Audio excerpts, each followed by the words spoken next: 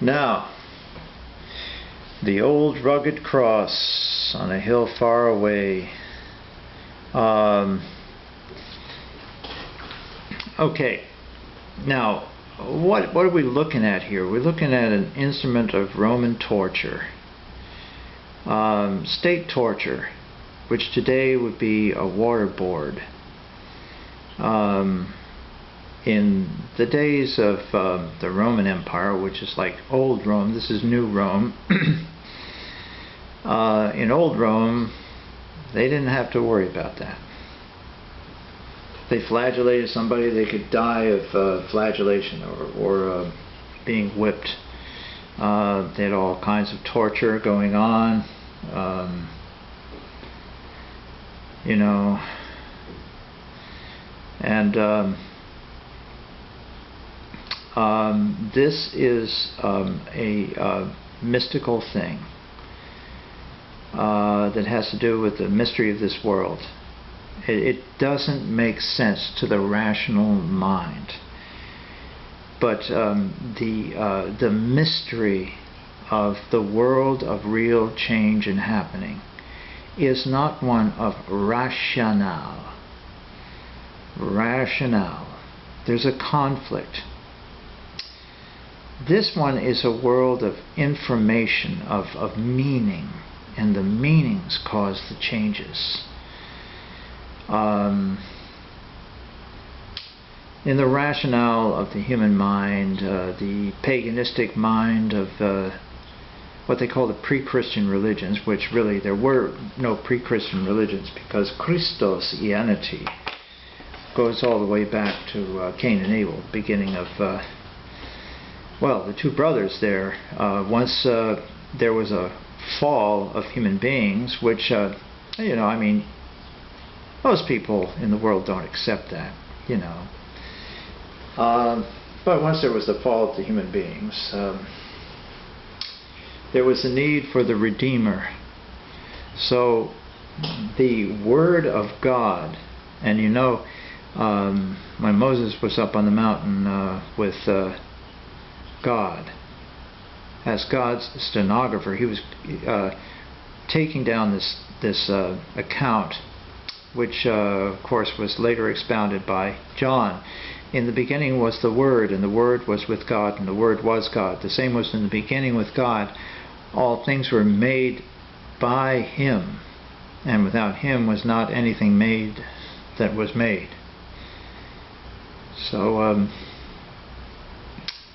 you see, the making of creation is the speaking, the meaning. You see, the intention, the meaning, the reality. So in here, you see, you have a concurrence of scriptural meaning. These things are the beginning of an underlying secret. The instrument of state torture becomes then the man on the cross. He is now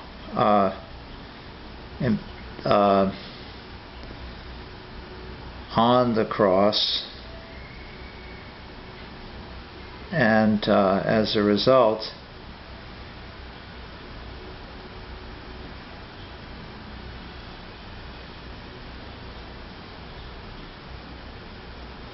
of being on there, this now becomes also symbolic, because it was said he saved others, himself he could not save. And it's the same as Samson. Now Samson pulled the temple down on all the Philistines, and Jesus is now up there on the cross. It's the same as with when the rod of God was raised up against the enemies, when the hands when the hands of Moses was raised up against the enemies, Israel prevailed. Well, actually, it was the Hebrews prevailed in their battle. But when Moses got tired and put down his hands, it went the other way. So his hands had to be held by 2 other people, and that worked. So here you have the hands being held up to prevail against the enemy in the battle, you see. And then also you have the picture of Samson. Samson died with the Philistines. He couldn't save himself. He had to die. And so it is with the Son of God. The Son of God had to die to take away the sins of the world, also to break the spell of the devil. So here you see the outstretched arms winning the battle, being held up, and also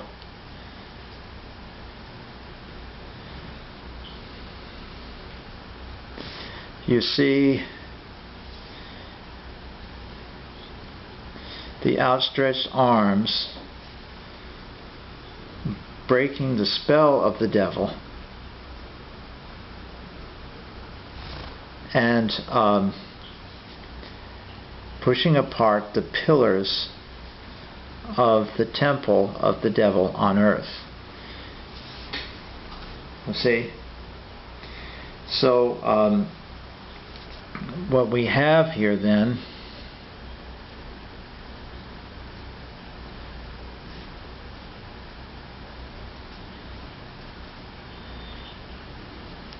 is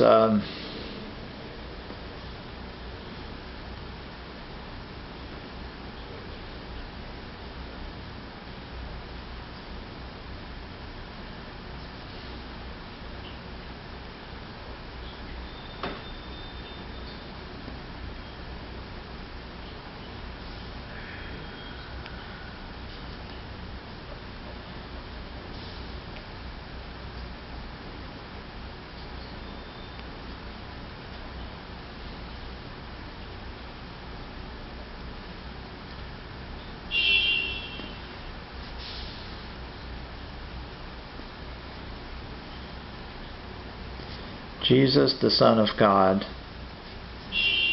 being offered up. But it is not just some kind of sacrifice, as the pagans would call it, a ritual sacrifice. As you can see, there was no ritualism involved here. It was a sacrifice of shedding of blood of the one person who didn't have to die in all existence. So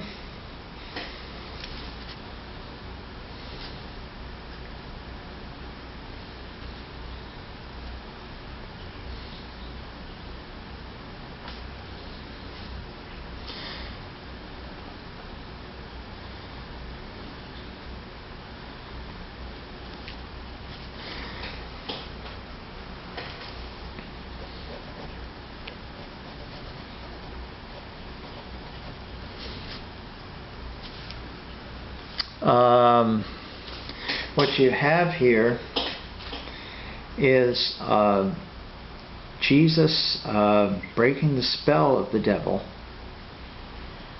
and becoming worthy to receive the scroll from the hand of God. He now spends 3 days in the underworld, which is described as hell. And on the 3rd day is resurrected and taken up to heaven, where he receives the scroll of the future from the Father's hand and loosens the seals thereof. So that's the old rugged cross. I will cling to the old rugged cross and exchange it someday for a crown.